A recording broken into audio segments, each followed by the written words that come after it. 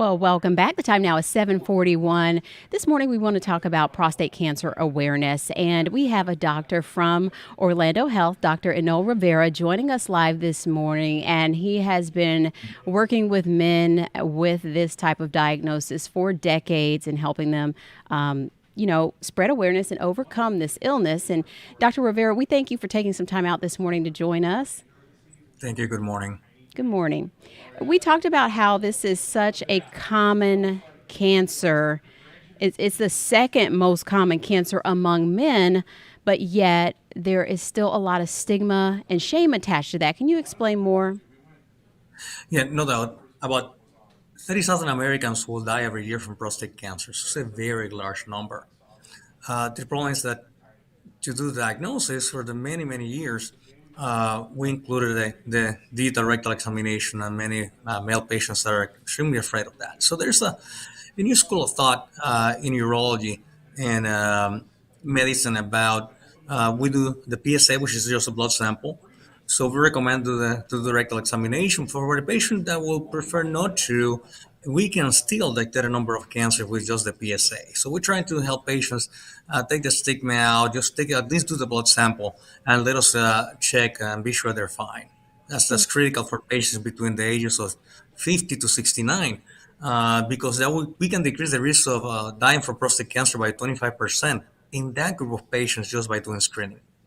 Do you find that people really delay coming in with a problem, or do you find that people just decline getting treatment? What would you say? How does that weigh out when it comes to these cases coming up? Actually, they're both. Uh, we have many patients that they know something is wrong and they try not to think about it, just to let it go. And when they come to us, they have advanced disease. Other patients, when they hear they have a problem, many patients they are asymptomatic. They were found with elevated PSA, have no symptoms, and they can be cured, but because they have any symptoms, they avoid treatment. And by the time they have symptoms again, they have advanced disease, and then they can't be cured. So when we talk about symptoms, it's more than just, erectile dysfunction, right? It can be several different factors that you need to watch out for. Well, that's true. The problem is that the patients that we can actually cure from prostate cancer, they're asymptomatic. They don't have any. So when we see patients with symptoms that could be blood in the urine, difficulty urinating, bone pain, they have advanced disease. So that's why early detection and that's why screening is so important, and more so in that age group The Falcon between 9 50 to rocket. 69. And you talked about the laparoscopic surgery. We had some animations there showing how that works. It's very minimally invasive, but many people are hesitant to, pursue surgery when it comes to this. But what can you say about, determining if your case needs surgery and what that would entail? Well, things have changed a lot since I started. I finished med school in 1990 and my cancer fellowship in 96. And in those days, the surgery was open surgery, multiple days in the hospital, large amount of bleeding. Today, and we did our first robotic prostate cancer surgery here in town in 2004, most patients will go home within 24 hours, same Hmm. day or the next day, minimal blood loss. So we have made a huge advance, huge development in terms of the treatment of prostate cancer. Now, the treatment for prostate cancer, there are multiple treatments available, and robotic prostatectomy is one of them. Usually reserved for younger, healthier patients with longer life expectancies and sometimes more advanced disease.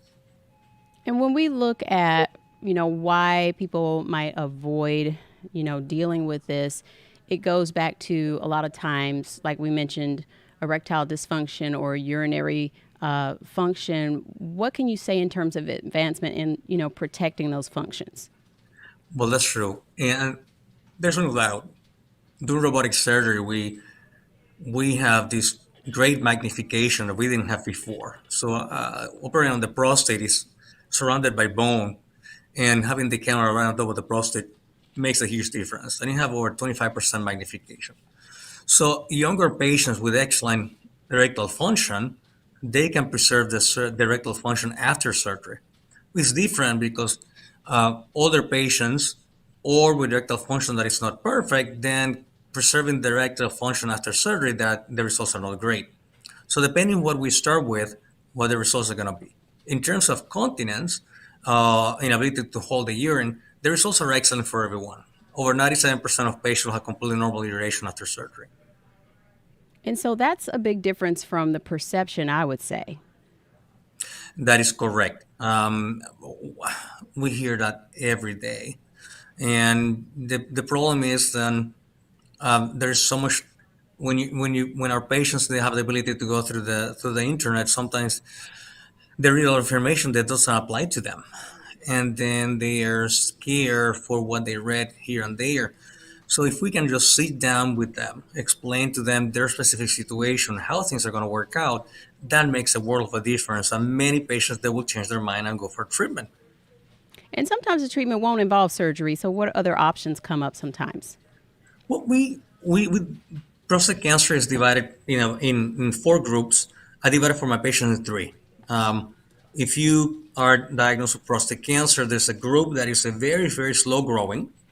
That cancer, if it's small amount, probably it's not going to do anything to you, and those patients can be observed. It's called active surveillance.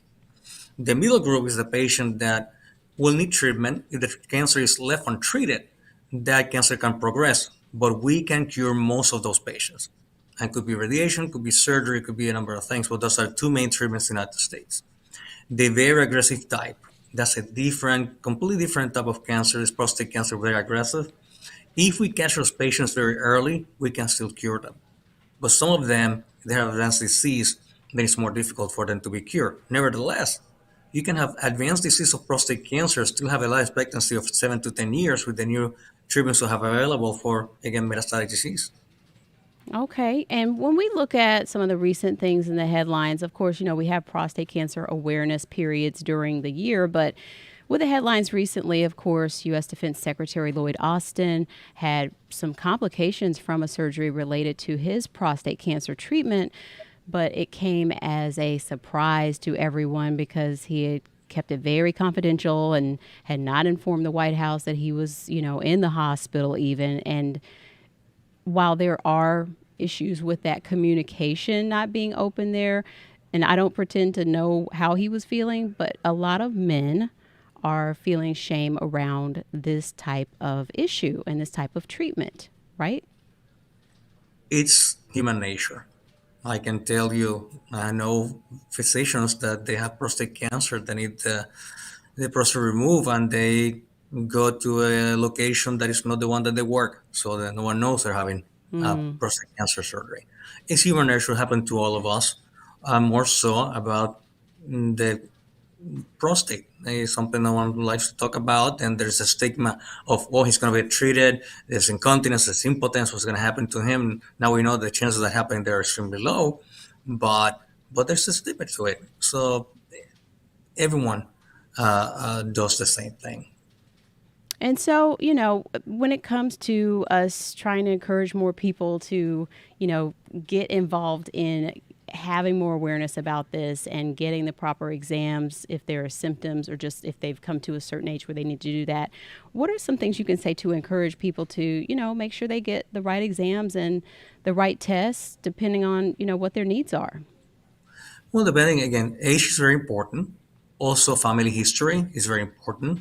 Ethnicity is very important to determine risk. So, depending on if you have more risk, then you start examining those patients by age 45. But general population will be about age 50. The important part that I explain to my patients every day is that if we can catch this disease at an early stage, not only you can be cured, but the side effects of the treatment will be minimized because we can do things again minimally invasive like robotic surgery. And patients that are not candidate for robotic surgery, radiation therapy is extremely well tolerated. So there are many things we have available for them. And do you know if we've really figured out any more markers for why this cancer develops or why it seems to affect, a larger majority of the patients seem to be minority men, black men? Is there any indication of figuring this out? there are multiple genes that are involved in the development of prostate cancer. And patients that are high risk for prostate cancer, we do molecular testing to see what are the chances this cancer is going to progress faster, so we can determine that. So there are molecular testing that we do and gene testing we do in patients with prostate cancer. They are high risk, family history of prostate cancer, and we can determine what are the chances this is going to behave more aggressively, and what are the chances that a family member is going to have it too.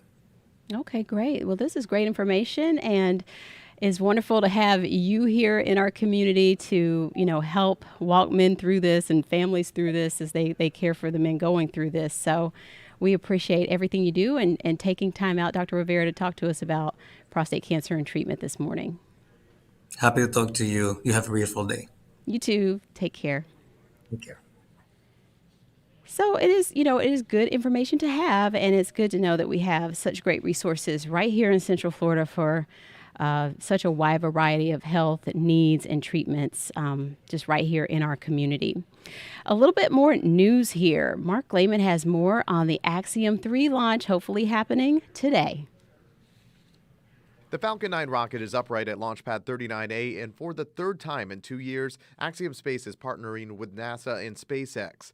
Mission managers giving a teleconference update on the crewed mission last night. And I can say that all systems are go and we're ready for liftoff tomorrow. 4 private astronauts are set to travel to the ISS to work on science experiments for 2 weeks. The crew is made up of fighter pilots from Italy, Sweden, Turkey, and former NASA astronaut Michael Lopez Alegria. The 4 speaking with reporters last week. We've been focusing on being prepared mentally, physically, and emotionally to go to space. Lopez Alegria, who also commanded the first Axiom mission, says this latest mission continues to set the stage for Axiom to build its own space station by the end of the decade. So we're sort of building the market for those missions in the future. And fundamentally, it really gets back to developing the organic capability within the company to do human spaceflight. All of this coming after a record 72 launches from the Space Coast last year. Around 100 could happen in 2024, with as many as half a dozen with astronauts on board. All right, so we'll be standing by for that a little later. We want to tell you about a great contest that's going on right now. We call the Second Chance Giveaway, and we do this pretty frequently. So, we just got the holidays behind us. Maybe you didn't get everything that was on your wish list with Santa. Maybe it fell off the sleigh. We don't know what happened, but if you didn't get it, don't worry. News 6 is giving our insiders another chance to win some of the best gifts around as part of our Second Chance Presents giveaway. So today's prize is a Fitbit Sense 2 smartwatch, and all you have to do is go right here online to the insider section on clickorlando.com, sign up to be an insider. That's free. Sign up to enter this Second Chance contest for a chance to win that. And the gifts keep on coming, so keep checking back and entering to win for those Second Chance prize giveaways. Again, go to clickorlando.com/second chance for a chance to win. So that's going to do it for us this morning on Breakfast with Bridgett. We thank you for stopping in before you start your day, and stay warm out there. We'll see you back here tomorrow at 7:30.